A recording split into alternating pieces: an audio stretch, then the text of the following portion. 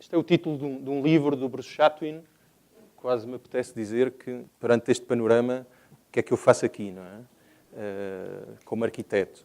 Eu trago, porque o Bruce Chatwin é um romancista de viagem muito bom e tem um percurso muito curioso. Ele entra na universidade, é um inglês, entra na universidade, aos 18 anos desiste do curso, muda-se para Londres e é aceito como porteiro da leiloeira Sotheby's. E rapidamente, em 2, 3 anos, passa a ser consultor da arte de impressionismo devido às suas grandes capacidades e ao fim de mais 2 anos passa a ser o diretor da leiloeira Sotheby's em Londres. E, portanto, como pessoa ou como personagem, podemos imaginar que seria uma pessoa extremamente fascinante. Durante alguns anos, como diretor da Sotheby's, faz entrevistas e lida com uma série de artistas que lhe vão introduzindo e vão criando uma cultura que o leva a determinada altura, ao fim de pouco tempo, a abandonar a posição extraordinária que tinha e a decidir viajar para a América do Sul. E torna-se um viajante. Viaja até à Patagónia e daí lança este livro, que é um dos mais, para mim, dos romances mais bonitos de viagem, que se chama exatamente Na Patagónia. Quando, no primeiro dia que tivemos as palestras, quando eu ouvi o Paulo Mendes falar, dar aquela extraordinária conversa, perguntei-me o que é que eu faço aqui. Não é? E pareceu-me que deveria tentar mostrar um pouco daquilo que é a nossa filosofia de fazer arquitetura e de olhar não só para a arquitetura, mas para o mundo, para a vida. Porque acho que como arquitetos também somos um pouco viajantes do mundo. Não é? E alguns anos atrás, numa destas viagens, eu conheci o Ciro Pirondi, em Alguer, num workshop, e de aí estabeleceu-se uma relação que foi crescendo, e de viagens, de vindas a São Paulo, toda uma série de histórias e de contos que no fundo criam uma memória, e passei a fazer um pouco parte desta família que é a escola da cidade e à qual eu muito agradeço o convite feito para poder, mais uma vez, estar presente e participar neste debate tão importante que é a arquitetura e o que é que nós fazemos aqui hoje para poder melhorar a arquitetura. Estas viagens, e um pouco pegando no que o Paulo Mendes disse no seu último comentário, na questão da inspiração, eu acho que estas viagens são muito importantes porque criam uma espécie de memória. Uma memória que tem a ver com as vivências e é uma memória que se vai construindo, o imaginário dentro da nossa cabeça, que é uma espécie de arquivo cerebral ou de museu interior que nós vamos acumulando ao longo da vida e que, a uma determinada altura, metemos cá fora numa forma que se calhar chamamos intuição, ou quando projetamos e quando nos apresentamos sobre a folha em branco, muitas vezes não sabemos porque é que riscamos daquela maneira, porque é que pressentimos que aquele é o caminho a seguir, mas na realidade isso está lá. E eu parece-me importante, ontem no EV questionava-se muito, existia muito estas questões, e eu parece-me importante para os alunos perceberem que esta importância de criar memórias, de criar vivências, de experimentar lugares, para que mais tarde possamos ter a capacidade de projetar. Projetar com alguma liberdade, mas também usando e fazendo uso destas memórias acumuladas que nós vamos adquirindo ao longo da vida.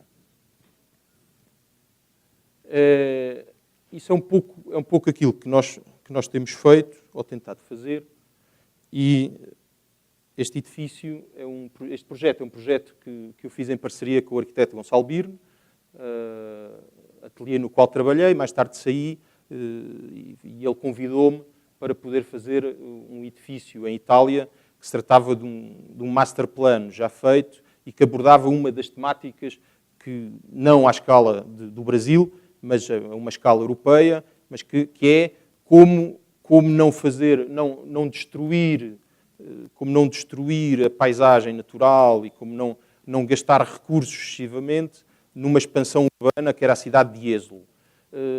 A cidade de Jesolo está na ponta norte de Veneza e o panorama do centro da cidade era este. Portanto, nos anos 60, 70, houve uma grande expansão imobiliária de hotéis, de resorts, e que destruíram totalmente um pinhal que existia por aqui. Lá ao fundo se vai ver que ainda há um resto remanescente. Portanto, a Câmara, a Prefeitura decidiu perceber como é que poderia combater esta expansão de uma construção massiva ao longo desta costa e como é que poderia preservar ou tentar preservar uma zona de pinhal que ainda existia. O arquiteto Galfetti, suíço, propõe que esta densidade construtiva que existia e que era um direito dos proprietários dos terrenos pudesse ser compactada e seria gasta em 8 torres. Portanto, 8 elementos verticais que pontuariam esta paisagem, este território e que permitiriam, de alguma forma, libertar desse ónus todo o pinhal que existia naquela zona. Era uma estratégia e que nos parecia, de alguma forma, acertada e quando começámos a fazer o projeto, começámos um pouco a perceber o que é que nos interessava como tipologia de habitação, o que é que nos poderia interessar como investigação de uma unidade habitativa que tivesse interesse e aquilo que se andava a fazer pelo mundo. De alguma forma é curioso porque eu trago estas imagens e isto são empreendimentos de luxo. A torre que nós iríamos fazer, supostamente, era uma torre de alto standard e estas imagens de subúrbios são casas de nível alto nos Estados Unidos, que não diferem muito daquilo que nós vimos anteriormente. Possivelmente terão um pouco mais de área, um pouco mais de cor, mas na sua essência são exatamente a mesma coisa dos exemplos que foram apresentados anteriormente. Isto é um assentamento, novamente, de luxo à volta de Las Vegas e, portanto, era de alguma forma preocupante para nós o panorama que estávamos a ver.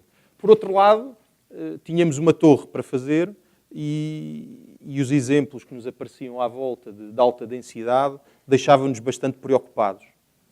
Como é que poderíamos fazer esta alta densidade, que era um dado adquirido do programa, do projeto, de uma forma em que ela não fosse invasiva com o território.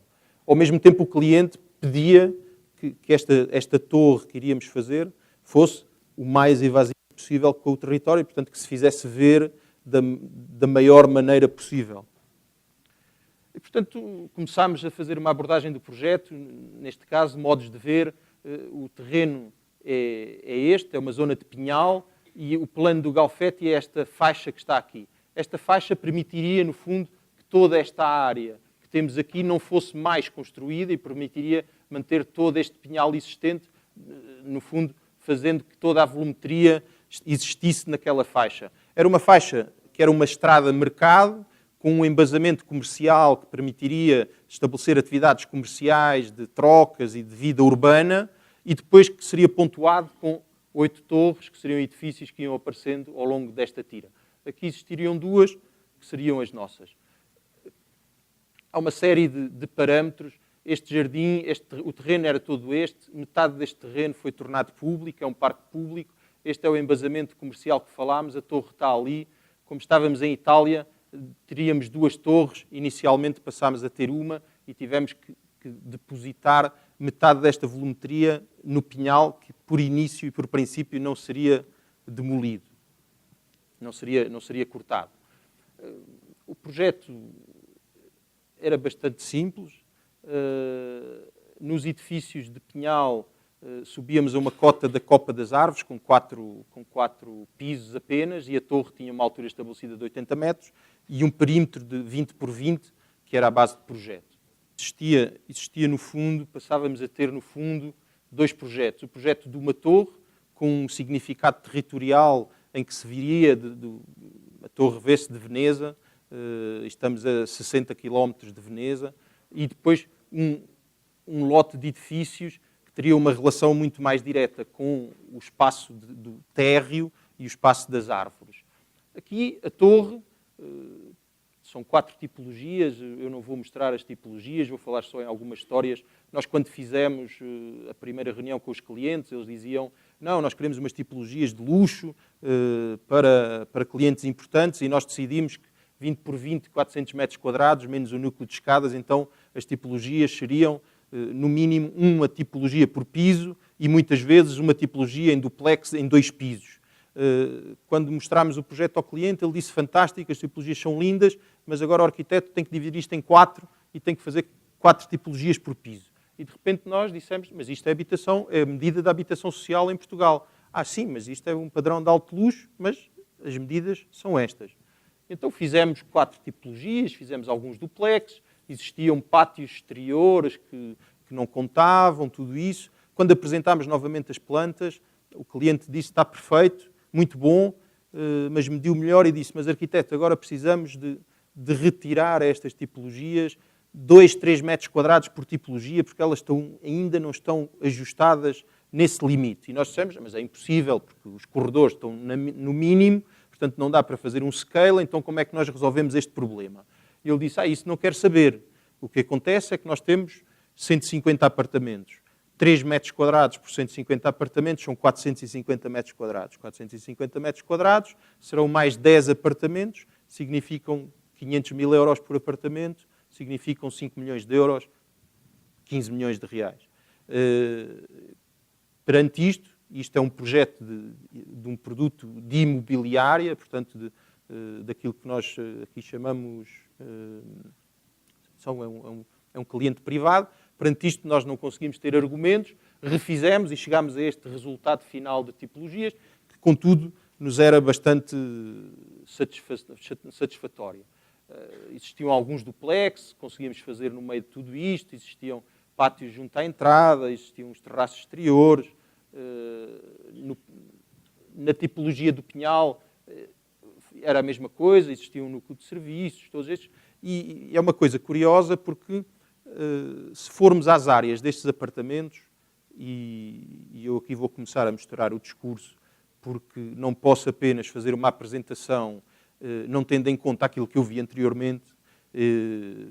Portanto, se formos às áreas destes apartamentos que temos aqui, elas são muito medidas e são muito medidas. O regulamento diz que um quarto simples tem 9 metros quadrados e os nossos quartos têm 9,2 ou 9,01. E o regulamento diz que a casa de banho tem 4 metros quadrados e a nossa casa de banho tem 4,1. Portanto, estes apartamentos que aparentemente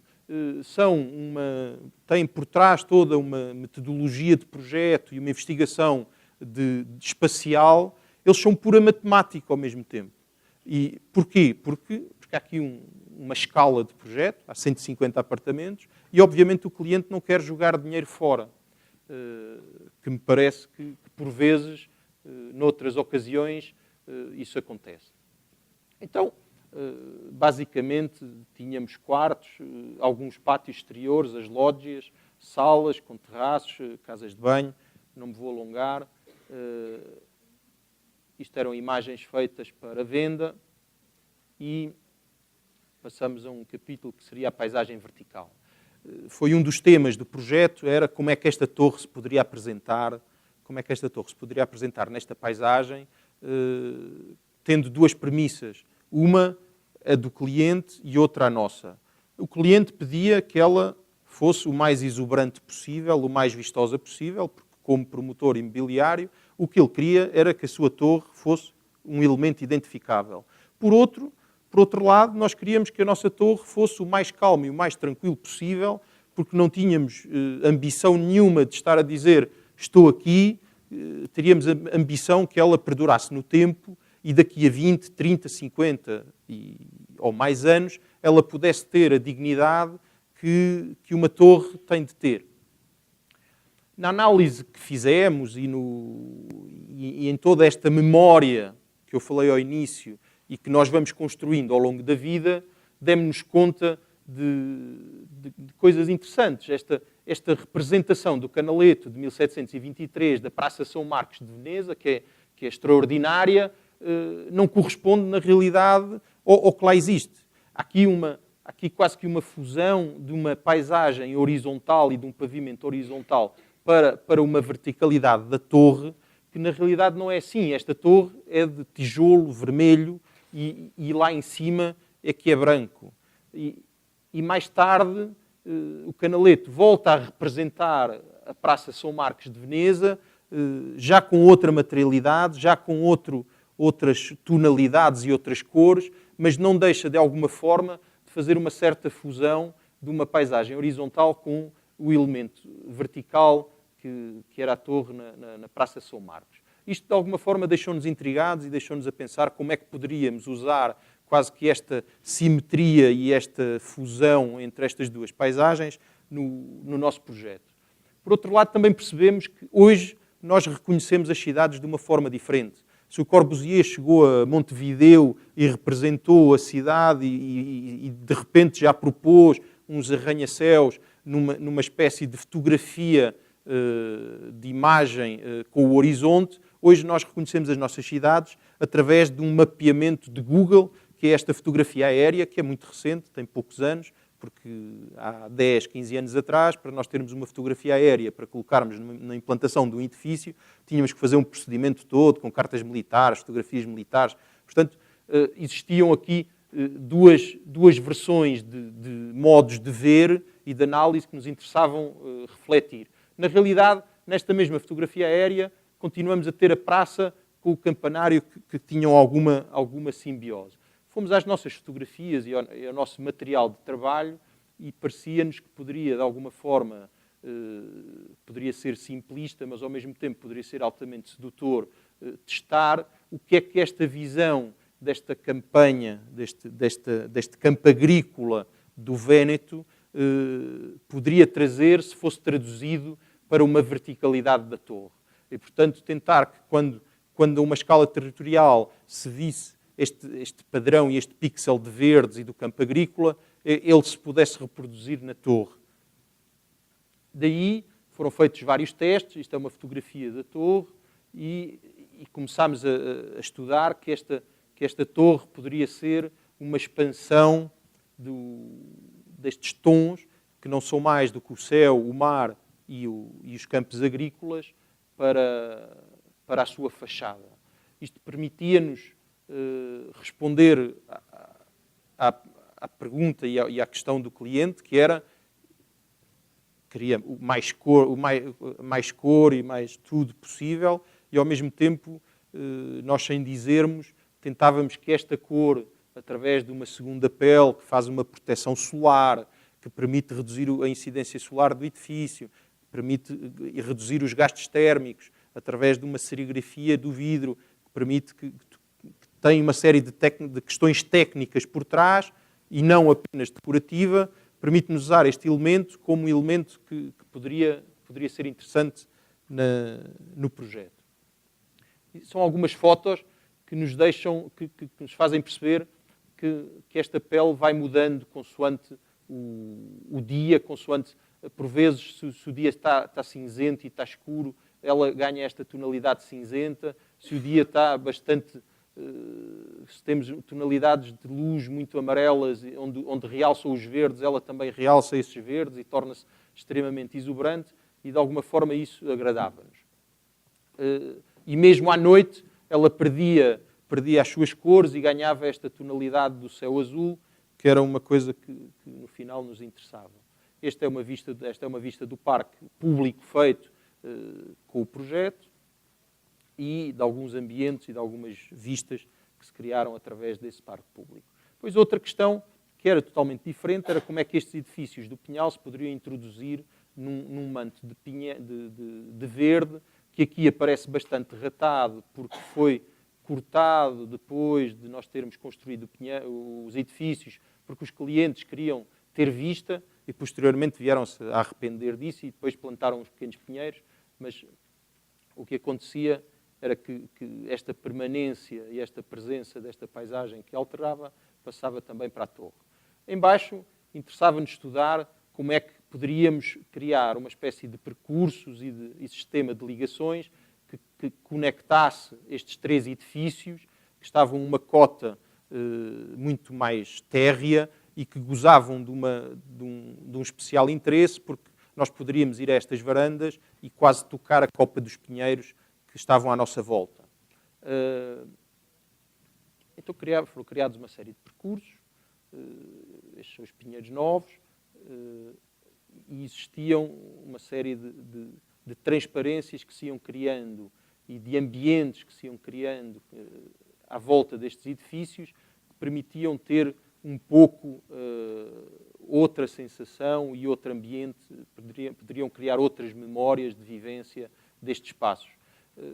Existem aqui também questões relacionadas com a fachada que são interessantes e de discussões com o cliente, porque tudo isto se passa sempre com um controle de custos muito grande, porque este controle de custos que existe hoje não se faz apenas na habitação social. Eu julgo que este controle de custos, efetivamente, hoje em dia é muito mais castrador, se assim o posso dizer, numa habitação de standard alto do que nas habitações governativas, e já lá chegaremos mais à frente, mas o cliente tentava, de alguma maneira, cortar, porque seria o papel dele, cortar em alguns gastos e tentar perceber o que é que fazia sentido, onde é que poderia fazer sentido gastar dinheiro ou não.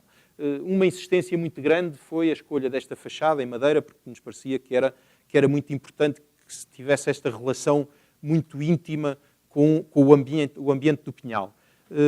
Ao fim de muitas discussões, ele acedeu a que se colocasse esta madeira, uma cerejeira canadiana, devido às suas propriedades e tudo isso, e a um determinado momento da obra, enquanto viajávamos aqui por meio dos edifícios, o cliente parou e para nós foi bastante reconfortante. Era um tipo que só, para ele, o que interessavam eram números, as tipologias que ele estava a fazer eram números, eram equações económicas, e ele parou e disse: arquiteto, nunca tinha percebido que a arquitetura podia ter cheiro. Eu olhei e disse: é verdade. E ele disse: é verdade. Quando eu passo no meio deste edifício, eu percebo o motivo por qual esta madeira é tão importante estar aqui. De alguma forma, percebíamos que estas pequenas coisas nos traduziam e nos levavam sempre àquilo que eu falei inicialmente. Esta memória e esta construção de um imaginário que nós temos ao longo da vida é muito importante para a nossa formação como pessoa e como pessoa pertencente a uma sociedade. Portanto, só é possível construirmos uma sociedade mais digna, mais capaz, mais cultural, se, como pessoas individuais, contribuímos na nossa profissão, portanto, como arquitetos, para a criação desta cultura e desta memória. E eu estou a reforçar isto porque, efetivamente, já lá iremos, mas parece-me que toda a atividade que vimos anteriormente conduz a um caminho completamente contrário a esta minha perspectiva. E, portanto, existiam aqui algumas simetrias. Aqui vemos a presença, ainda que em alguns pontos estes pinheiros sejam cortados, vemos a presença deste manto verde que, pela construção destes 8 elementos verticais que vão surgir na paisagem, no fundo é um custo a pagar. Estas 8 torres permitem não cancelar todo este verde e, portanto, parece-me que é um preço bastante baixo, se for bem feito, como estratégia urbana, como estratégia de desenvolvimento e como convivência de todos estes elementos que fazem parte da sociedade, e um deles o económico, um deles a construção e a especulação imobiliária, se assim se pode chamar. esta é a zona da praia, a torre tem a praia de fundo, e, portanto, parecia-nos que existia uma convivência, no final, bastante salutar entre aquilo que era uma urbanização de alta densidade com aquilo que era uma paisagem verde que já lá existia e que tinha sido criada há 200 anos atrás. Depois o resto são... E de alguma forma, esta imagem captava aquilo que nos interessava na realidade, que era o uso e a ocupação pelas pessoas, e neste caso três meninas, que decidiram vir tocar para o meio do pinhal e para o meio destes espaços que nós tínhamos criado neste ambiente de pinhal.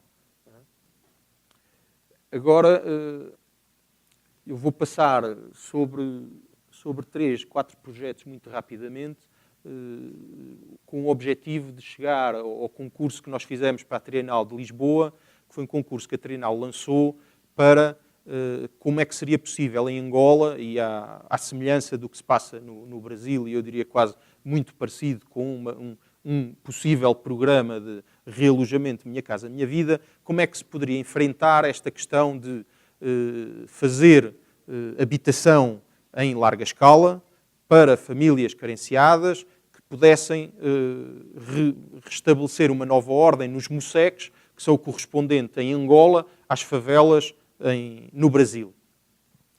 E esse concurso que nós fizemos foi um concurso que demorou uma semana no ateliê. Demorou uma semana no ateliê, mas na realidade nós, sem sabermos, começámos a fazer esse concurso 7 ou 8 anos atrás.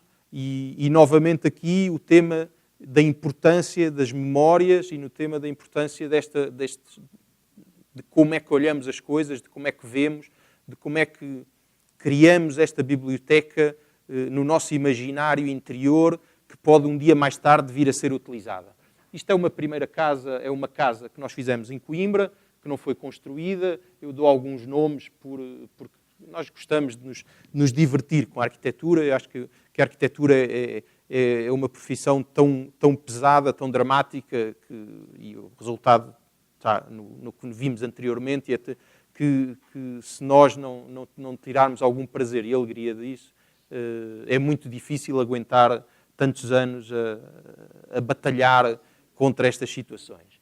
No fundo, isto era um lote de terreno, era uma casa que existia aqui, que é esta maior, e tinha uma série de pavilhões e anexos que estavam construídos como construções ilegais.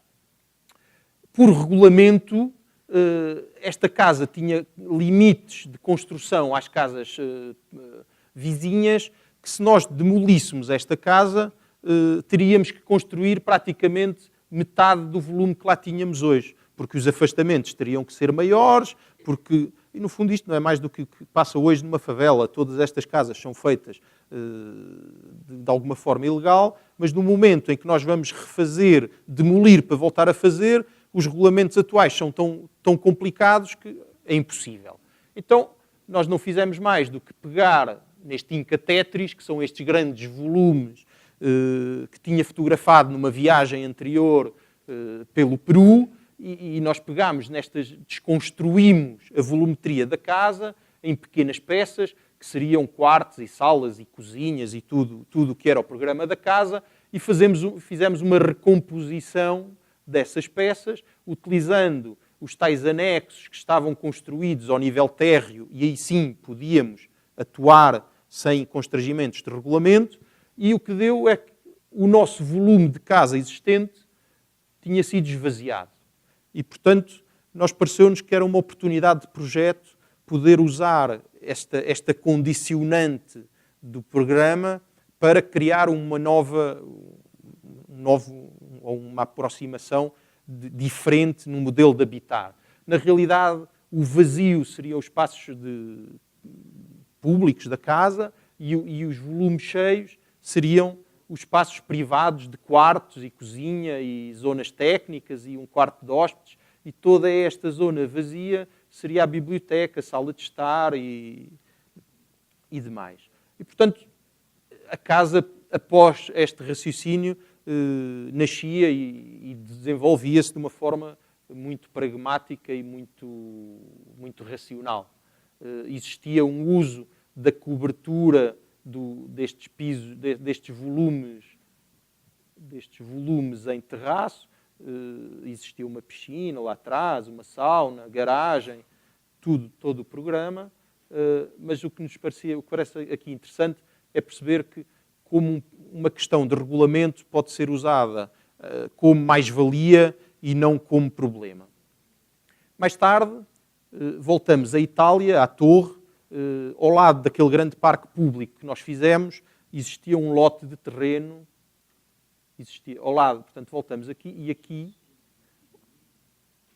aqui, nesta zona vermelha, a nossa intervenção estava aqui. Ao lado aqui existia uma sobra, uma fatia sobrante de terreno, pertencente ao mesmo cliente e que tinha contratado um arquiteto italiano para fazer umas casas, porque era um arquiteto que vinha agarrado a todo este processo, e ele disse, olha, toma lá e faz estas casas. Uma versão muito italiana, que os terrenos vêm, os arquitetos vêm juntamente com os terrenos, quando os terrenos são vendidos ou passam de proprietário. Então, só que ele tinha feito 4 casas e o cliente queria mais. Ele, perante as condicionantes de regulamento, novamente, distâncias à fachada, distâncias às casas vizinhas, distâncias à rua, distâncias entre elas, o arquiteto só conseguia fazer 4 e ele queria mais. E nós, por brincadeira, dissemos, mas nós fazemos 6. E ele disse, se vocês fizerem 6, o projeto é vosso. Então, de alguma forma, novamente, fomos pesquisar e fomos ver o regulamento, fomos perceber e fomos às nossas memórias, ao nosso baú, e perante todas as análises que tínhamos feito, parecia-nos que poderíamos explorar uma questão que não estava bem definida no regulamento e que tinha a ver com o que era aberto e o que era fechado, o que era muro limite ou o que era casa. E o regulamento estabelecia que se a casa tivesse se o muro da casa não tivesse aberturas, as distâncias não tinham que ser a distância entre casas só contava para um lado. Portanto, esta casa tinha aberturas aqui, como vamos ver, e ela tinha que estar distanciada 10 metros da outra. Como a outra não tinha abertura nenhuma, ela poderia estar a 10 metros desta. Se tivesse aberturas, teria que estar a mais 10 metros. E daí, muito facilmente, estabelecemos uma lógica em que todas estas casas, que eram 6, se viravam apenas para um lado, para sul, e a questão das distâncias estava resolvida. Depois punha-se outro problema, que era isto mantinha-se como pinhal. Toda aquela massa de pinhal que ali existia, aqui, este era um pinhal. E nós queríamos, da mesma forma que tínhamos atuado anteriormente, queríamos cortar o mínimo de pinheiros possíveis. Portanto, esta tipologia que aqui está, nasce novamente de um raciocínio de o que é que nós necessitamos de construir como célula, de espaço que não poderemos, de qualquer forma, evitar ter no terreno, e como é que poderemos reposicionar estas células de formas diferentes para que possam ajustar às copas das árvores.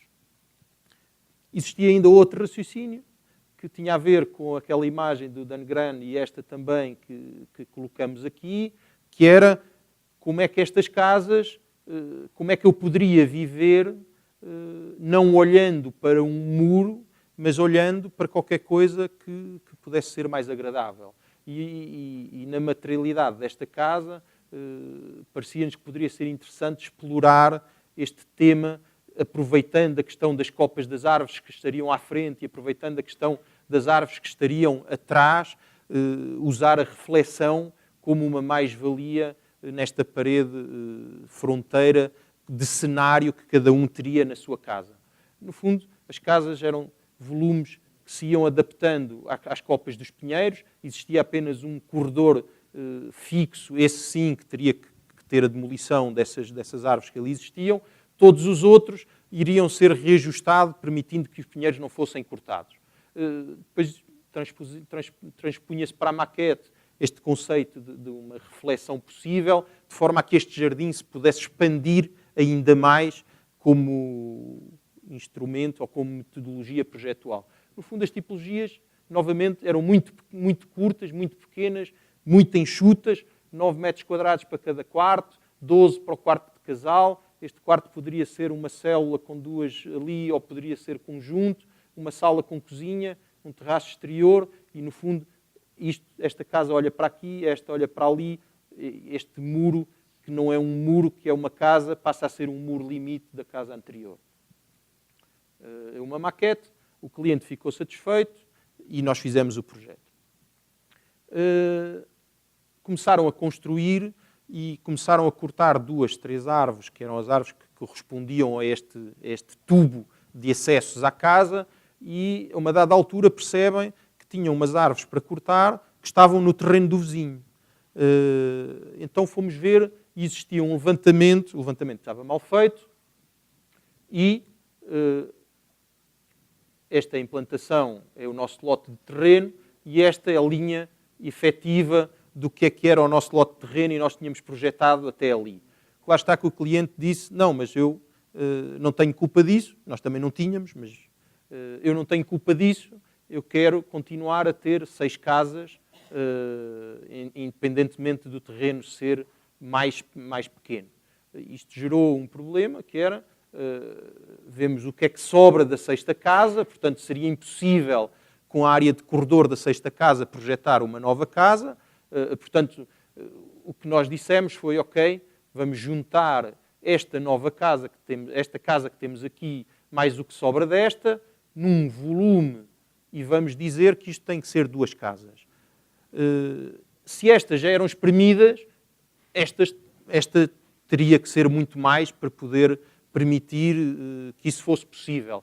No fundo, aquilo que nos sobrava era a área de corredor e que nós teríamos que anular desta casa. Então, quase como uma operação matemática, que no fundo vem desde o primeiro projeto, e portanto nós como arquitetos e sonhadores também gostamos de jogar com números e gostamos de ser muito precisos naquilo que fazemos.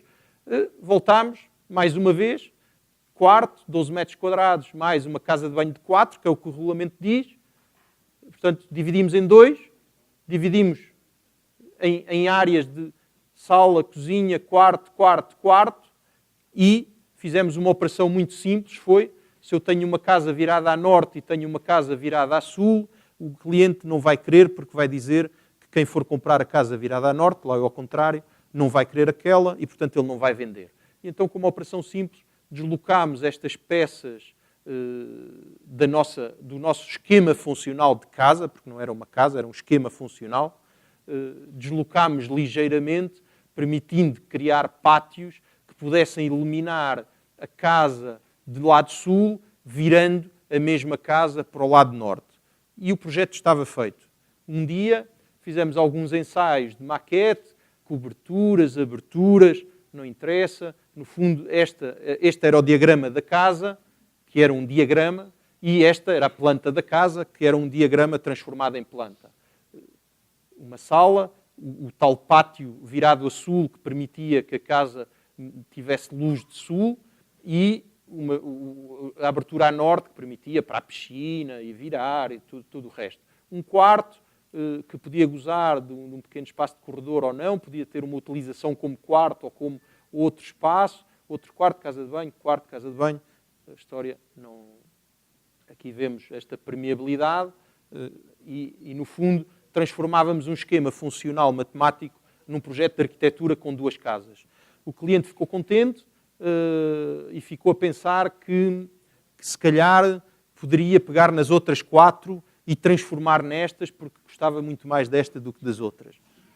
Entretanto, veio a crise imobiliária, eles começaram a construir e pararam. Entretanto, novo cliente, nova condição, queremos fazer uma casa, mas não temos dinheiro e o que nos permitem é...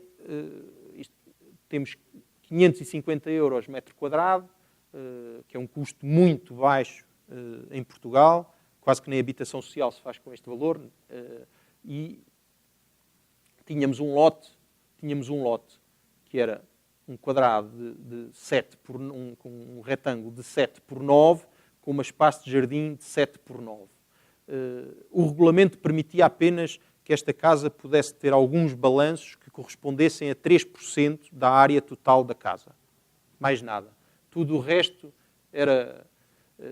desenhámos e na realidade percebemos que o que tínhamos a fazer era uma espécie de ampliação do corpo, da parte do piso 1 da casa, em 3% da área total.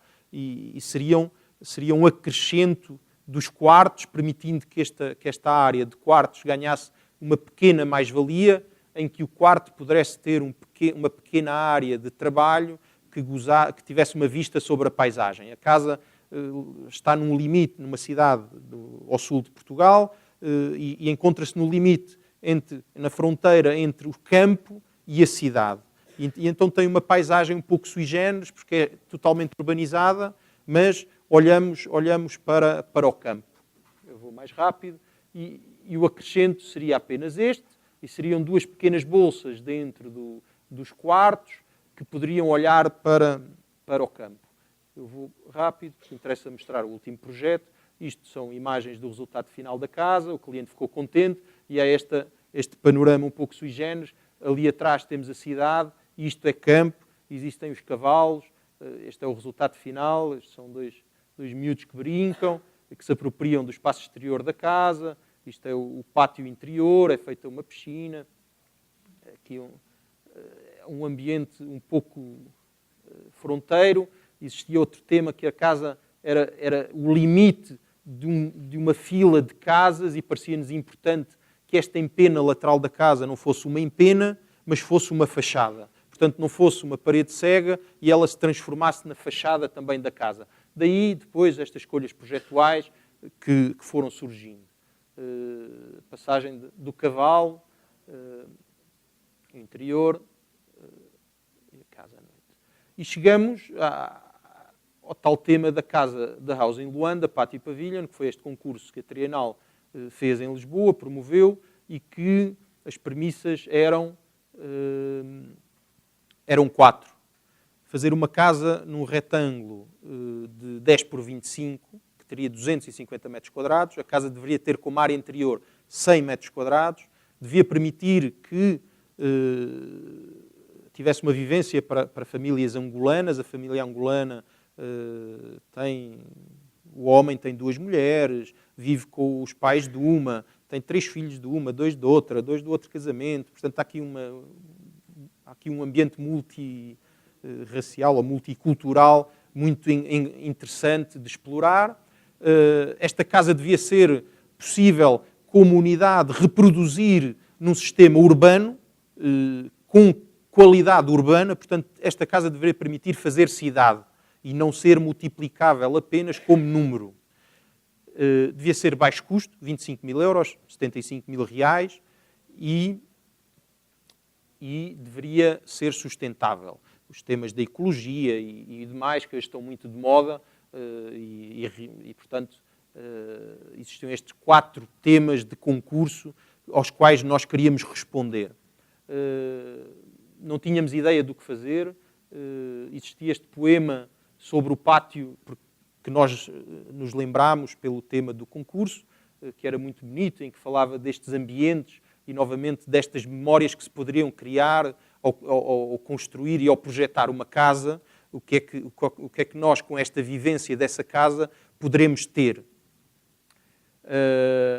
E, na realidade, fomos novamente ao nosso baú e na realidade, antes de começar este projeto, foi uma altura em que eu vim a São Paulo e estive na escola e fiz uma visita ao Memorial da América Latina, do Oscar.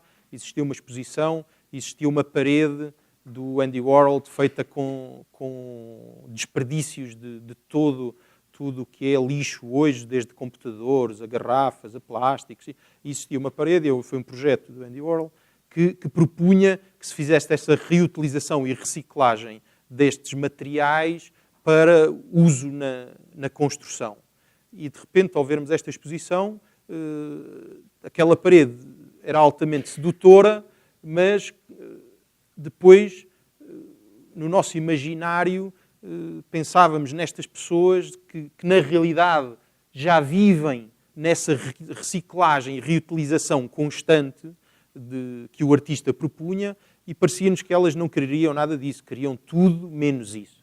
Este é o panorama dos moceques em Luanda, que não é muito diferente das favelas, e este é um zoom de um desses moceques, onde, por muita degradação que exista, nós percebemos que há aqui uma vida, há aqui uma construção, novamente, deste imaginário. Há aqui a criança que joga a bola, há aqui a criança que tem a sua piscina privada. E, portanto, há aqui todo um imaginário e uma vivência que está presente, independentemente da miséria onde eles vivem.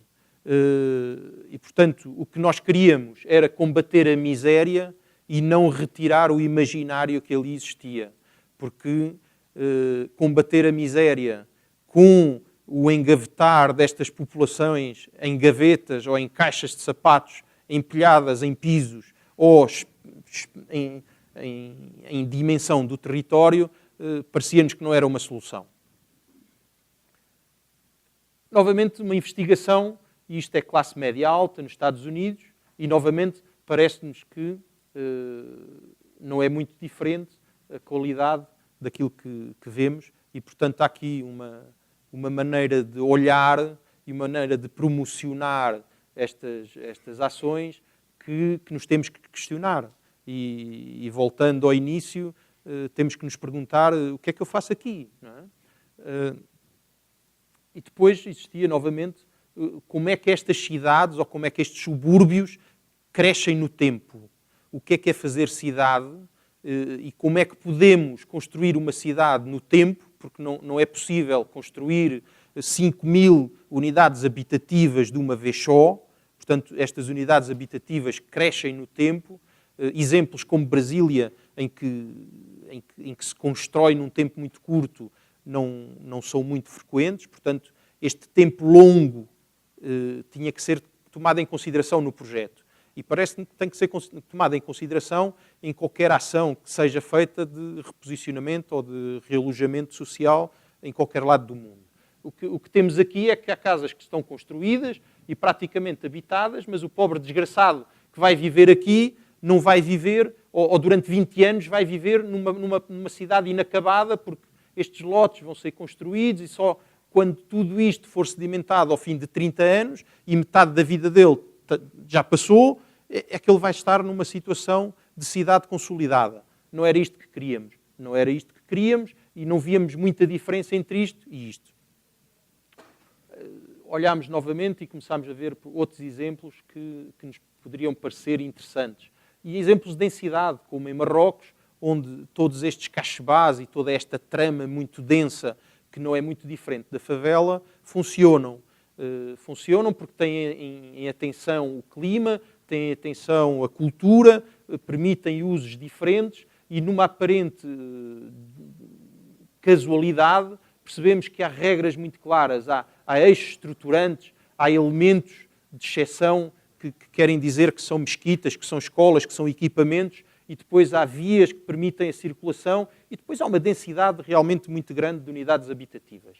Então, a primeira coisa que se punha era criar uma regra urbana muito clara. Existia um eixo, existia uma unidade habitativa que cresceria num primeiro momento e o lote de terreno que tínhamos. Esta unidade habitativa, ou este conjunto, devia criar uma micropraça ou um microespaço urbano exterior, porque a cidade se faz com a construção da unidade privada, mas com a construção de um espaço público que faz cidade, porque sem espaço público essa cidade não existe.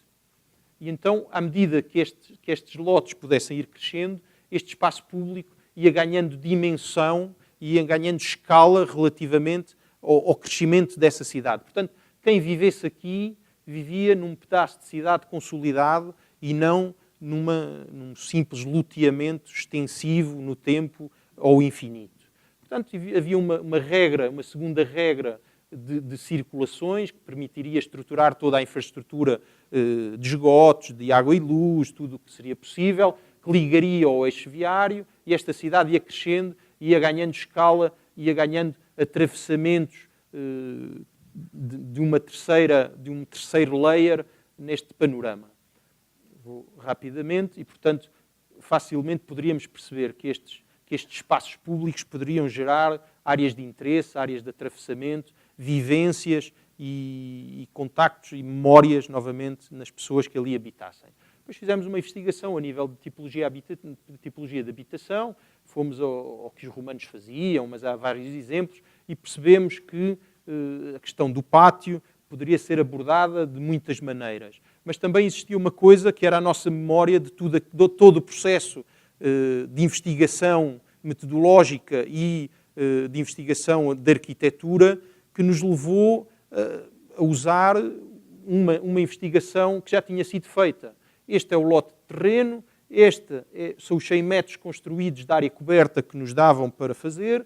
Houve uma divisão de células e houve novamente uma separação destas células ao limite do lote. O que é que isto nos permitia? Permitia dizer que de um lote de projeto de 250 metros quadrados, 100 metros quadrados de construção, uma divisão em células que poderiam permitir várias vivências dentro da mesma família, não obrigatoriamente 6, poderiam ser 7, poderiam ser 5, poderiam ser 4, dependendo da evolução ao longo dos anos dessa família, permitiriam o quê? Permitiriam que uma mulher vivesse aqui, por exemplo, outra mulher vivesse aqui, que o marido vivesse aqui, que os filhos vivessem aqui, que cada um deles gozasse de um espaço próprio interior, mas que ao mesmo tempo todo este espaço interior de pátio fosse um espaço da casa. Portanto, não se tratava de ter uma casa de 100 metros quadrados com um anexo vazio ao lado de 150, tratava-se de maximizar esse espaço e dizer que era uma casa de 250 metros quadrados, onde efetivamente o que custava dinheiro eram apenas 100. Depois existia uma série de questões. Os volumes permitiam não fazer o muro da casa vizinha, porque no fundo esta construção permitiria que o vizinho já tivesse o seu muro feito, e isto era um pequeno diagrama do que é que poderiam ser a convivência destes pequenos pátios interiores com os pátios de cidade que se iriam estendendo e criando com escalas diferentes, e onde poderíamos imaginar que um era o campo da bola, o outro era o mercado e por aí adiante. Isto eram visões desta casa, e existia aqui uma questão que nos agradava, que era não perceber se estávamos a projetar um vazio ou se estávamos a projetar uma construção. Este vazio existia porque o clima assim o permite, porque a sociedade angolana tem metade da sua vida é feita na rua, a mulher cozinha na rua, a mulher amamenta na rua, a mulher faz toda a sua atividade económica na rua, e falo mulher porque a sociedade angolana tem a mulher é um pilar em toda a estrutura familiar.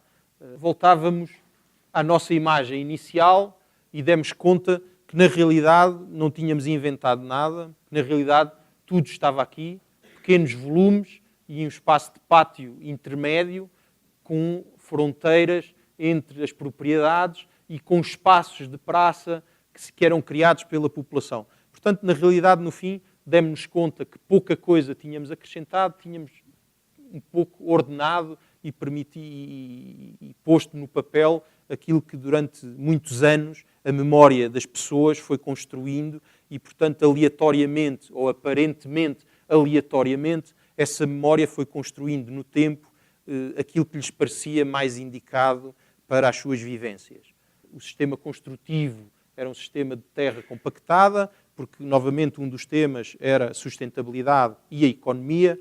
O construir com terra permitiria que fosse uma construção, uma autoconstrução, portanto, com poucos recursos económicos, a terra estava no local e geraria uma microeconomia e era altamente sustentável, porque nem sequer era reciclável, porque era reutilizável mais do reciclável. Estes eram os temas do projeto e há uma materialização desse projeto numa arquitetura que se estendia com palas e criava os tais pátios de sombra e de luz que o Borges falava anteriormente. Gostávamos de pensar que, e parecia-nos possível com este projeto, que se pudessem abordar e que possam abordar estas temáticas da habitação que eu considero às vezes criminosas, porque estando aqui como participante e não como espectador, não posso deixar de expressar a minha estupefacção e o meu... Não entendo como é que em 2014 podemos continuar a apresentar reflexões tão pobres sobre o tema da habitação social, não só no Brasil, mas no resto do mundo. E, portanto, aqui, um pouco para vos mostrar, e é isso que me interessa mostrar aos estudantes, é que é muito importante criar esta memória, é muito importante batalhar para que esta memória seja construída para nós e para a sociedade. E quando nós pensamos nestes assentamentos como a Cidade de Deus e todos os outros que ali estão, eu questiono-me o que é que eu faço aqui, que memória é que eu estou a dar às pessoas que ali vão viver e o que é que será destas pessoas daqui a 10, 15, 20 anos. Se calhar o problema social vai ser muito mais dramático do que o simples facto de não terem teto. Acho que é tudo. Obrigado.